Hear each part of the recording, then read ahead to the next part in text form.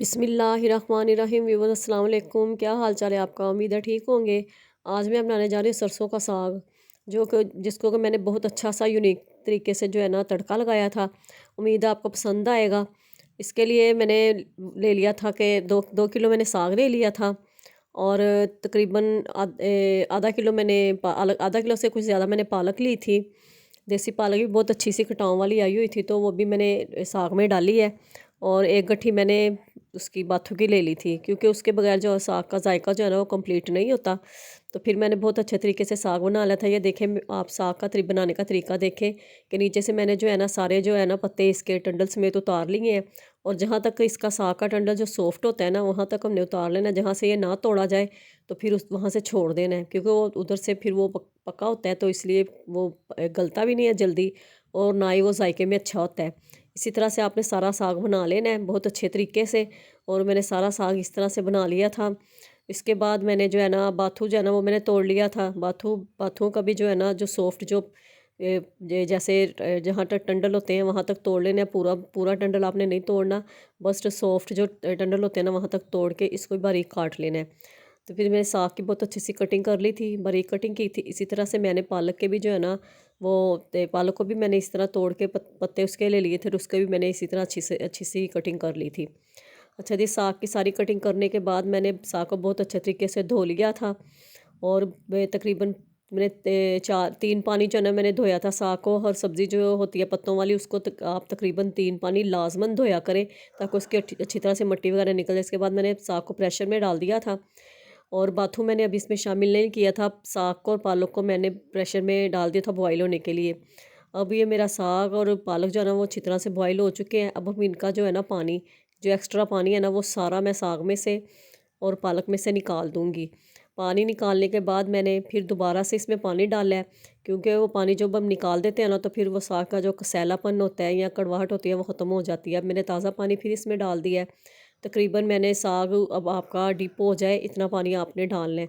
तकरीबन लगा लें कि एक 1 लीटर जो है ना पानी और डाल देना हमने। और यहाँ मैंने जो है ना इस रेड मिर्ची डाली थी, उसके रेड फ्लेक्स डाले थे, पिसी हुई मिर्च नहीं डाली थी, क्योंकि रेड फ्लेक्स का अपना एक जायका होता है।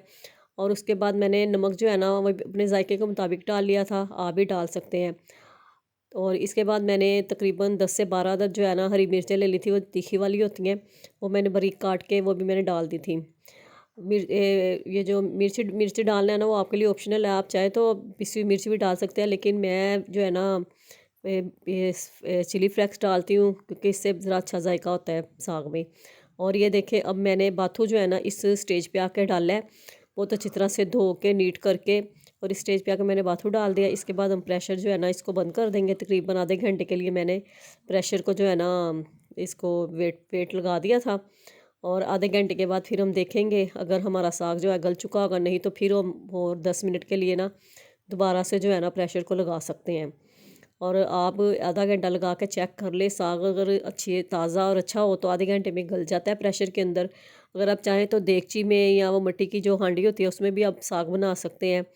तो इसलिए आप ऑप्शनल है, मैंने प्रेशर में बनाया है, क्योंकि अब आपको पता है आजकल सर्दियों में गैस का बहुत मसला। और अगर गैस सही तरीके से आ रही हो तो फिर तो उसमें देगची में या हांडी में भी साग बहुत अच्छा तैयार कर सकते हैं।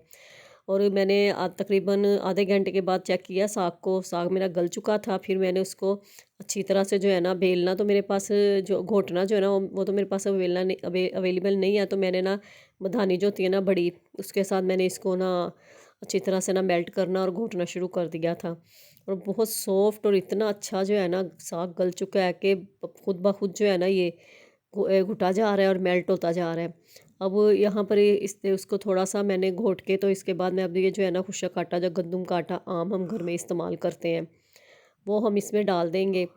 और उसके साथ फिर इसको अच्छी तरह से हमने घोटा लगाना है। यहाँ मैं आपसे कहूँगी मेरे चैनल को सब्सक्राइब कर दिया करें, बेल के आइकन को लाजमन दबाया करें, और मेरी वीडियोस को एंड तक देखा करें, और ताकि वॉच टाइम मेरा पूरा हो सके।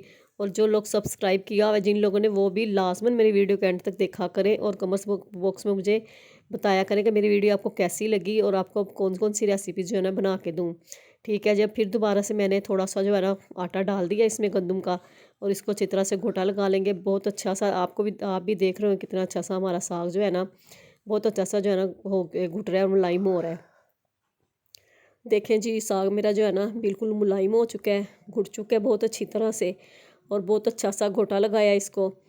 और माशाल्लाह से अच्छा जो है ना रेडी हो चुका है।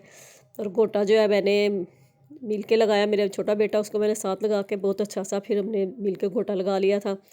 इसके बाद मैंने देसी घी लिया है, तकरीबन तीन तीन खाने के चम्मच जो है ना मैं देसी घी ले लिया था। तकरीबन अब लगा लें कि आधा कप देसी घी है, वो मैंने डाला है इसके तड़के के लिए।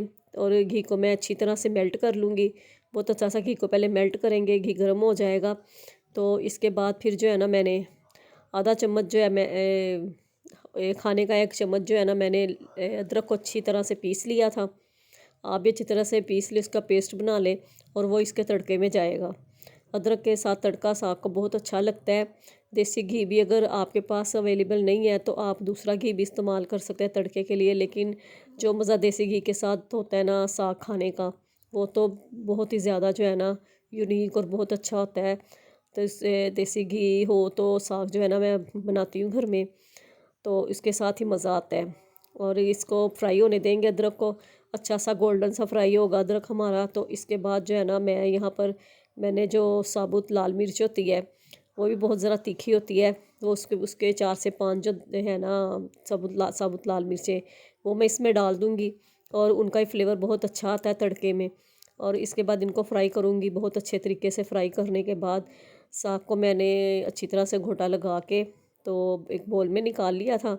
अब इनको फ्राई करने के बाद जो है ना साग में इसमें डाल दूँगी, और साग को बहुत अच्छी तरह से फ्राई करेंगे। मिक्स बहुत अच्छी तरह से आपने करना है ताकि जो इसका फ्लेवर है ना तड़के का वो सारे साग में शामिल हो जाए। ठीक है जी, अब इसमें मैं जो है ना साग शामिल कर देती हूँ। और उम्मीद है आपको मेरी ये रेसिपी बहुत पसंद आ रही होगी। आप भी इसको लाजमन ट्राई करें और मुझे फ़ीडबैक लाजमन दें, और मेरे चैनल को लाजमन सब्सक्राइब कर दिया करें, बेल के आइकन को लाजमन दबाया करें।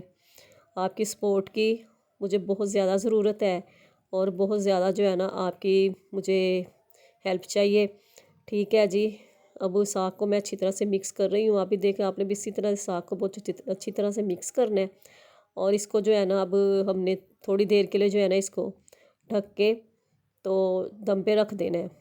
आप ये लाजमन ट्राई करें घर में, ये सर्दियों की ख़ास सौगात है। और मेरे घर में तो मेरे बच्चे बहुत शौक़ से खाते हैं, बहुत ही अच्छा और मज़े का होता है। ये तो आपको भी पता होगा। लाजमन ट्राई करें, मकई की रोटी के साथ भी आप ट्राई कर सकते हैं, पराठे के साथ भी ट्राई कर सकते हैं। और साग जो है ना उसको जब हम खाने के लिए निकालते हैं तो उसमें उसके ऊपर से अगर देसी घी ऊपर से डाल के खाएं तो आप खुद देखेंगे, आप खुद भी महसूस करेंगे कि इसका बहुत यूनिक और बहुत मज़े का और अच्छा जायका है। ठीक है, जब इसको मैं कवर कर दूंगी और हल्की बिल्कुल लो फ्लेम पे दम वाले जो आंच है ना उसके ऊपर इसको दम पे रखूँगी, ताकि जो हमारा जो घी का जो देसी घी का और तड़के का जायका है ना वो अच्छी तरह से साग में शामिल हो जाए। इसके बाद जो है ना मैं इसको डिश आउट करूँगी, और माशाल्लाह से आप देखेंगे साग का कलर और उसका तड़का जो मैंने लगाया हुआ है ना उसकी वजह से इतनी अच्छी स्मेल आ रही है। उम्मीद है मेरी ये रेसिपी आपको पसंद आई होगी। लाजमन आप भी ट्राई करें, और लाजमन अपने घर वालों को लाजमन ये बना कर दें, बहुत मज़े की और बहुत अच्छी बनेगी।